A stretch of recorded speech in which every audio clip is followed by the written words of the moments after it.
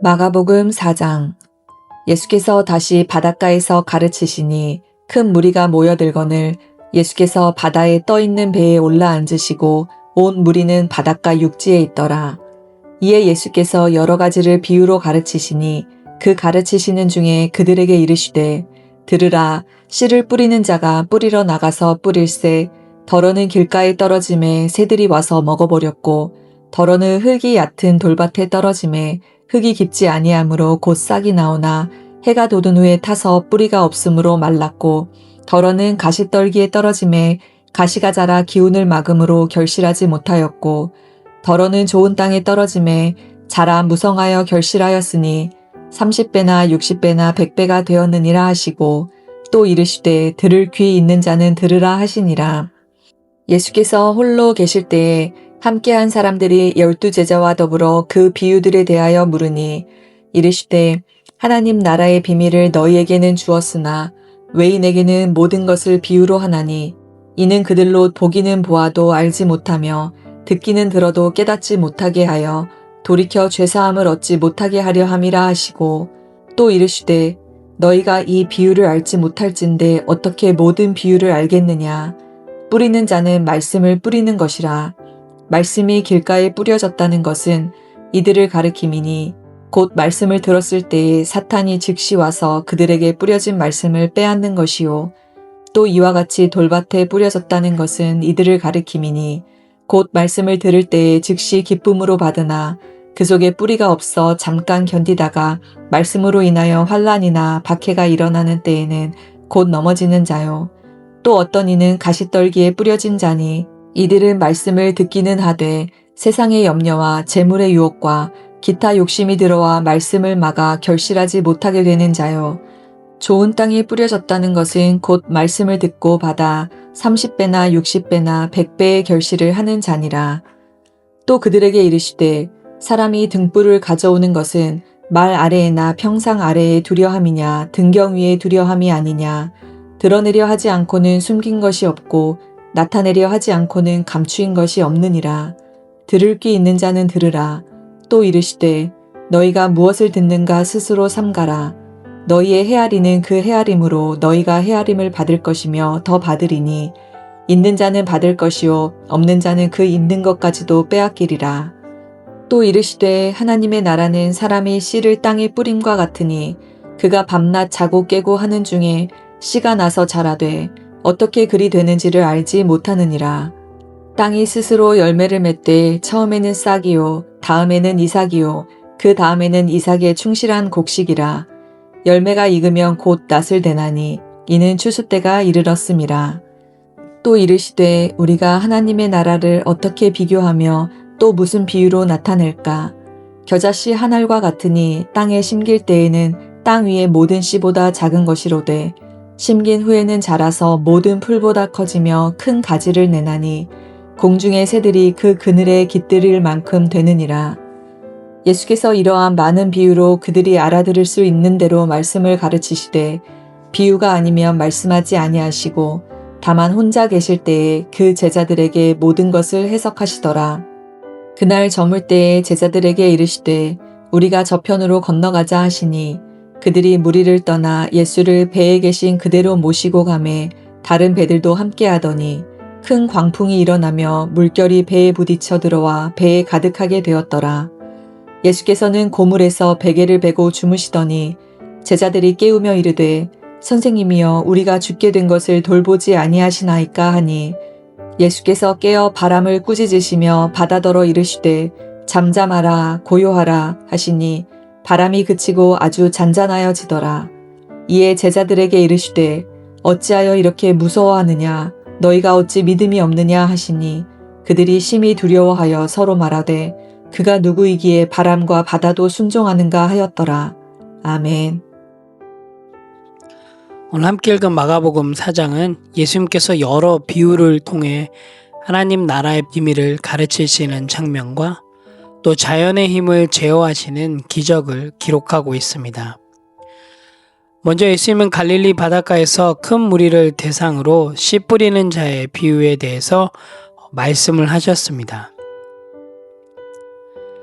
여기서 씨는 하나님의 말씀을 의미하고요.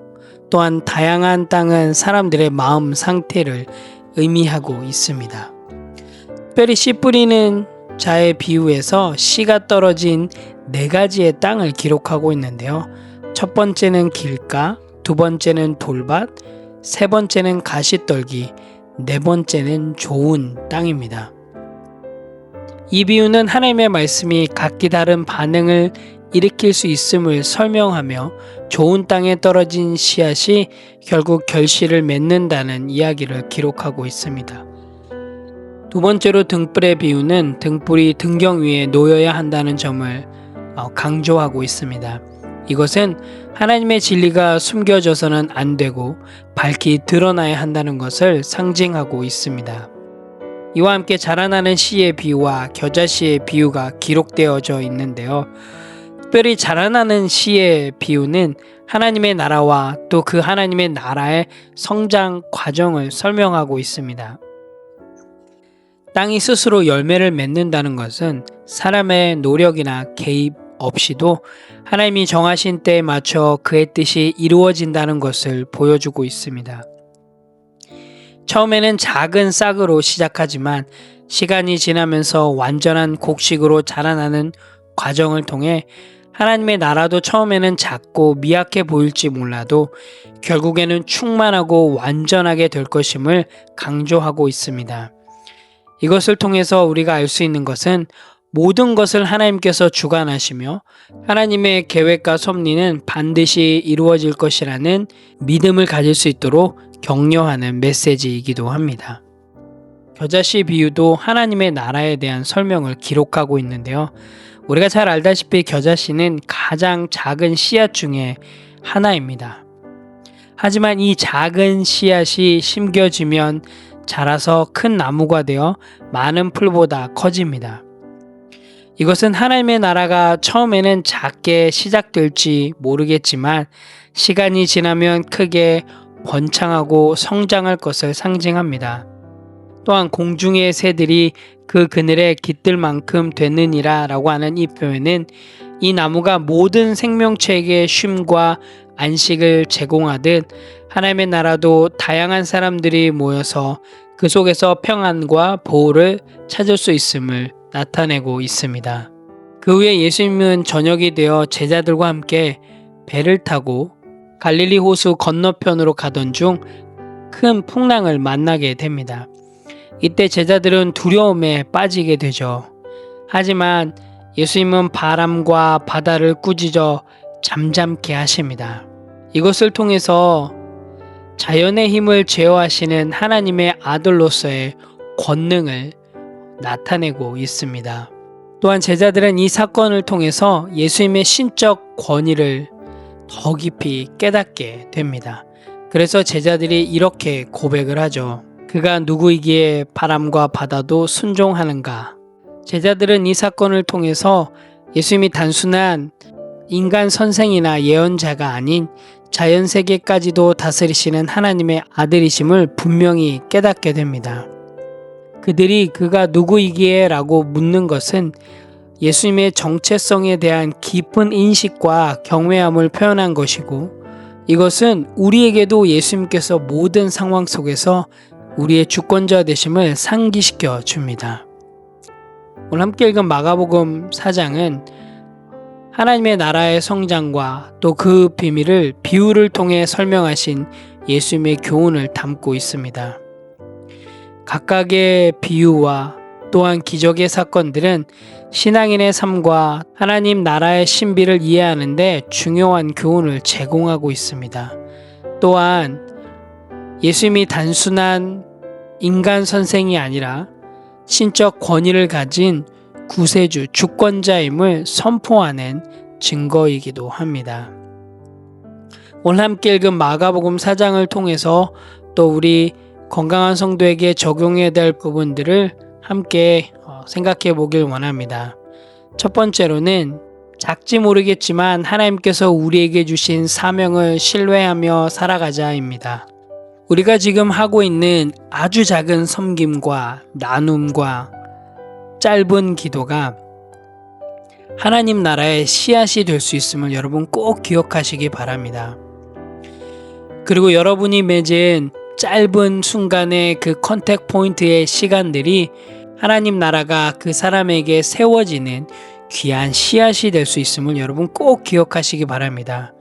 하나님은 크고 화려한 열매를 원하시지만 않습니다. 꾸준하고 일관된 그 순종을 통해서 하나님의 때에 하나님께서 그 열매를 거두실 것입니다.